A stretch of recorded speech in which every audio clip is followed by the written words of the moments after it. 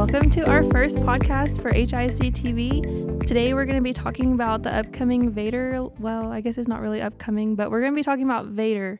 And we're just going to kind of find out about what it is, what does it look like for our district, and go from there. My name is Kara Esquivel. I'm the Director of Communications and Media for Hereford ISD. I'm Adam Pena, and I'm the Coordinator for Communications and Media for Hereford ISD. And I'm Ralph Carter. I'm the Superintendent of Hereford ISD. Sherry Blankenship, former Superintendent for Hereford ISD, now Deputy Executive Director for the Texas Association of Community Schools. Great. A lot of great minds at this table ready to talk about VATRE. So I guess my first question is, what is VATRE and what does it mean for our school district? So VATRE means a voter-approved tax rate election. Many will ask, okay, Sherry, what does that exactly mean? And put it in terms that we can understand. So basically, it allows for districts, particularly districts that have been compressed over time through their tax rate, it allows them an opportunity to obtain some extra pennies. Each one of them carries a different weight, and we won't get into necessarily all of that at this time. But just to explain that we are, as Hereford ISD, eligible for some of those extra pennies. And so in order to get those extra pennies, though, we have to take that vote out to the general population, as the general population is the one that needs to consider that. Anytime that we're looking at a VATRE or something of that type, the voters need to be involved in that. And so we feel very adamant about that. And some of you may remember that we went out for a VATRE, I believe it was 2 years ago, and we were unsuccessful, but we did not a great job, I don't think, of presenting that and helping people to understand it. So I applaud the district right now for taking the time to help people to really understand what is a VATRE, how do we go about that, what is that process, and I think that's our objective today. So, if the school district does decide to go for this, it won't happen until November, correct? So we're going to try to inform everybody, including ourselves, just a little bit more about what it is. So what challenges are we facing as a district that has prompted another run at the VATRE? Well, anytime your tax rate on the M&O side has been compressed 35 cents since 2018, that means they're taking money away from us, and the state is not doing well at balancing the scale, so to speak. And so there's, things that we can, that money would be in the side where you can do anything with. You can help students, you can help programs, you can help teachers. It's wide open money. And that's why we need to do it. And we're facing some challenges financially, just like everybody else in the state. So that's why we've decided to go ahead and move forward with this. And to Dr. Carter's point, if you don't mind me interrupting just a minute, I think one of the things I want to share on behalf of the district and what Dr. Carter's talking about, in our community, when we passed the bond, we heard from our constituents at that time. They were very vocal about they didn't want to see us put parking lots and roofs and some of those, even HVAC, some of those projects that are capital expenditures, but they're not long-term expenditures. So you don't want to spend 20 or 30 years paying those out.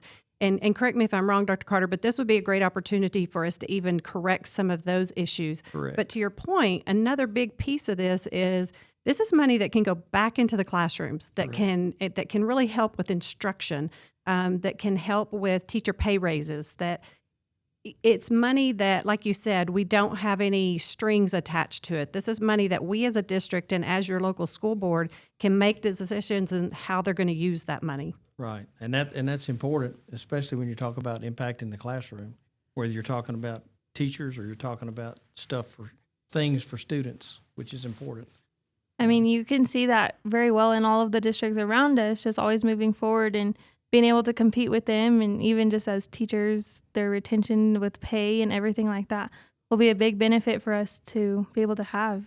Well, and another factor in this, too, is once you've adopted these new pennies, those pennies don't go away. So these pennies never get compressed. And so this is money that we would continue to get. And so to Dr. Carter's point earlier, in that maintenance and operating, the M&O side of things, as that number is compressed, we don't have those pennies. And so this allows us opportunity to get those extra pennies that the state then can't move the needle in that regard. And many people will say, oh my gosh, you're raising our taxes. Well, if you look at the rate in which the state has been compressing our tax rate, and we're only asking for a few pennies, your tax rate actually didn't go up. It still went down most of the time. And so while we're asking for a tax increase, you're probably still going to see a tax decrease because of what the state is doing to us in compressing taxes. Well, I think the governor's already come out and said that they're going to compress another 6 cents this year. At least that's what they're putting before the legislators now. And so if we go out for the full 12 cents, which is available to us, in 1 year you'll be back to, or in 2 years you'll be back to the rate that we have now, which is 69 cents on the M&O side. And having spent the last 3 weeks at the Capitol off and on, I will tell you there's a big push for this. There's a big push for them to continue to compress the tax rate. Also, there's a big push for upping the homestead exemption. And as I've moved about the Capitol, I don't see anyone really fighting that battle. And so as the governor's talked about it, and even the leads in the House and Senate have talked about it, I don't think that's going away. No, I don't think it's going to continue. So kind of going back to our tax rate, is my understanding that we have the lowest tax rate in our area. Is that correct? That's correct. So, even when you add the 9 cents for the INS side, it's still below 80 cents. So it's lower than everybody. So I'm sorry. Sorry, So Adam. when we talk about area, what's the Panhandle area, just the Panhandle area? Okay. Region 16 area. So when we talk about the INS side of that, Dr. Carter, and I know you weren't here when we passed the bond in 2018, but I want to speak to that a minute because when we approved that bond, I just want to let our voters and constituents know and remind them when we voted on that bond in 2018, if you guys will remember, we voted on it thinking it was going to cost 13 cents. It never came out as 13 cents. It was immediately down to 11 and is now compressed to 9. So I just want to remind our voters of that we're being very fiscally responsible in the district. The school board has done a great job, and our administrators have done a great job of paying attention to our funds and how they use those funds. And so I just want to bring that about because I think that's really important for our voters to understand that we are trying to be really transparent in sharing the information that we can about what we've done in our district. Yeah, and I think y'all been, you did a great job, not just increasing fund balance, but taking care of facilities. That's what it's about. And so I think, we're in a good position, but we could be in a better position if we pass the VATRE. And I want to let our people know that's part of the reason for this podcast. And I applaud the district and I appreciate Dr. Carter inviting me in because I want people to know that I may not be the superintendent, but this district's very important to me. This community is very important to me. And so I want to continue to help advise and support as we move forward because it's really important for me to see this continue, the good work in Hereford and for our facilities, for our students. Without good facilities, we can't educate our students. Without our students, our staff has no one to educate. And so it really is a system, and we have to work together to really make this system the best that it can be. And again, speaking from the Capitol standpoint, right now they're really pushing vouchers. And so we're going to have to up our game. We've got to be the very best we can be. We need to be the day. district of choice. Absolutely, we do. That's what we need to become. And our parents should want to send their kids to Hereford ISD. And we think that they should because we love Hereford ISD. And so we need to make sure we share that with everybody. Amen. So y'all have talked about pennies a lot already. Can y'all just kind of simplify that? As someone, me and Adam are really new to this whole VATRE topic. Can y'all talk a little bit about pennies and what they are without going into too much detail because we'll probably talk about them in the future, but just kind of an overview. Right now, we are eligible to go out for 3 golden pennies, and the golden pennies are fully financed and can't be subject to some of the things that could be taken away. The copper pennies, on the other hand, they don't bring as much money. In fact, when you put the 12 cents together, it's somewhere in the neighborhood of $4.2 million. The heavy side of that is the 3 cents on the golden pennies. That generates a little over $2 million just in the golden penny side because they're worth more, and that's why they're called golden. Problem is, the state can compress, but with these pennies, if we pass a VATRE, these pennies will not be compressed. If our tax rate, like I say, if we go out for the 12 cents and our tax rate is 69 cents, we add 12 cents to that to go out, and so it helps us in the long run. And again, as was stated earlier, these are pennies that have to be voted on by the by the constituents, by the voters. I think it's important to know, though, as well, that the golden pennies cannot be subject to recapture, which we're not subject to that anyway. The copper pennies, on the other hand, can be recaptured. But we're not a high-functioning, high-income school district that's generating tons of money for. We don't have any oil wells sitting around That's anywhere, do we? Yeah. or high-value property. Now, if they put the dollar on methane gas, we might could accomplish something there, but that hadn't happened yet. So Yeah, I haven't hit any oil wells under my house yet, unfortunately. But so that 4.2 million, is that kind of an estimate of what we would get from? It's a the close VATRE? estimate. We had Live Oak come in and do a financial analysis of what was available, where we were financially, and those kinds of things. And that's what they came up with, and that's pretty close to what Government Capital came up with as well. And we're trying to get 2 or 3 more to come in and evaluate those things for us, so that we can make sure when we go out and tell the voters that we're telling them and being transparent. Can y'all imagine what we could do with that kind of money? How we could just improve the, district for our students and our staff as well. That'd be amazing. Well, and I know Ms. Blankenship knows that every year you sit down and you evaluate programs. How effective is this program, and do we still need it? How much is it going to cost this year? And those are things that, you evaluate every year for a budget. If we had a little bit extra money, there's other options out there to help students succeed. And that's why it's so important. it also affords us the opportunity to continue some of the programs that we're doing, given the fact that we're in a legislative year and we never know what the legislature is going to do to us in terms of unfunded mandates. Right. And we know those occur every 2 years.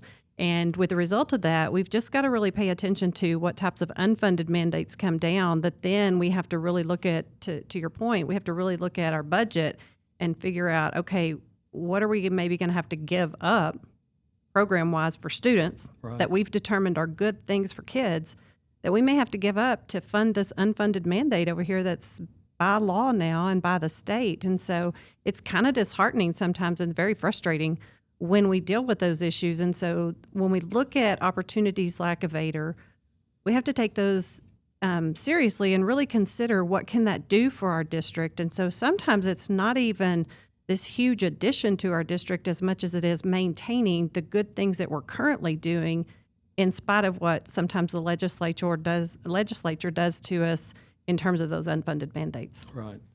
So those are definitely some consequences that we could see. Are there any other consequences that we would see if the VATRE doesn't pass? Well, like I say, it's $4.2 million left on the table. And you want to try to get as much of that as you can, especially while the tax rate is being compressed at 5 or 6 cents a year. Because anybody that's read anything Governor Abbott has said, he wants to do away with all M&O side and have the state totally fund education. So, he wants it to go away. But if we can get this VATRE passed, there's 12 cents they won't be able to get. Mm-hmm. For sure. We want to keep our pennies, right? And we need our pennies.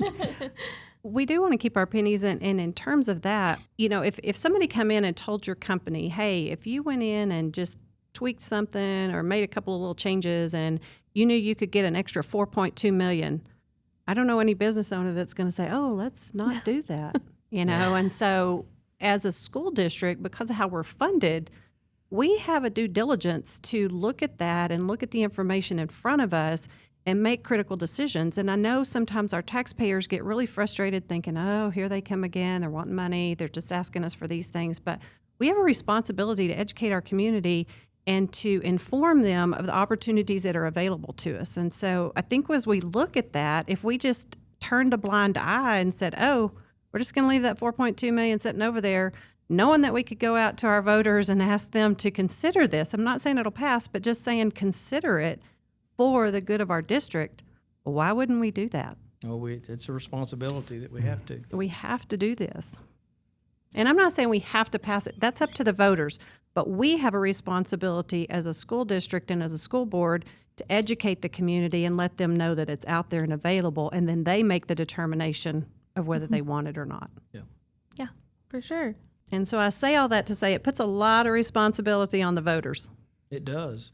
And that's, one of the things that or several of the things we're going to try to do have to do with town hall meetings or opportunities to speak at the Civic Center or churches or whatever to try to explain this better. And so I hope you take advantage of not just the newspaper articles that are coming out, but also the opportunity to go to a town hall, and ask the questions that you have. Well, and I will throw this out there, and you guys may throw me under the bus, but I would throw this out there that if any of you are out there willing to talk about your concerns with why you, either way, like if you have some serious opposition to the VATRE, let's talk about it and let's do a podcast about it, because somebody else may be thinking the same thing you are, or if you are really in favor of it and, hey, let me try to help educate the people, then call the district and let's get you on here for a podcast and let's talk about those things, because I think these are opportunities for us to educate the community. And if there was any downfall from the last time we tried to go out for a VATRE, that was it. We didn't get out in front of it in time to be able to really educate our community. And so right now is our time to educate. And long before the district calls it, because once the school board calls the election, which I believe is in August, because the election would be in November, so I think they have to call it by a certain date in August. And once that's called, particularly the superintendent, and I know this well, the superintendent's very silenced as to what they can and can't say. And so now that I'm not the superintendent, I can say a lot of things. But at that time period, I couldn't. And it was very frustrating. And so we want to work early to inform the public. So if you are willing or interested in having those conversations, please call the district. Yeah, call Kara. Yeah. Who will then in turn call Dr. Carter. Yeah. That's right. And we'll set it up. 'Cause we'd love to hear the opposition. For Yes, sure. and I would also say, like, if there's questions or anything, y'all can always post on our Facebook page. Like, me and Adam monitor that all day, every day. And so we will see those questions, and we might not know the answers, but we'll find the answers, and we'll just kind of get some of that going. And if you have questions too, like Sherry said, just feel free to ask, call us. We want to answer them. We want to educate. We, see the importance of this and want our community to understand the importance of this as well. And just make sure to keep up with us on our podcast, because we're going to be discussing this a lot more in the coming months and getting really into detail about what it is and just having those hard conversations and answering questions that come up. And so y'all can find us on Facebook, YouTube, and on KPAN. Thank y'all all for coming today and for just taking the time to talk about this topic, and hopefully we can start informing our community. Thank you. Thank you.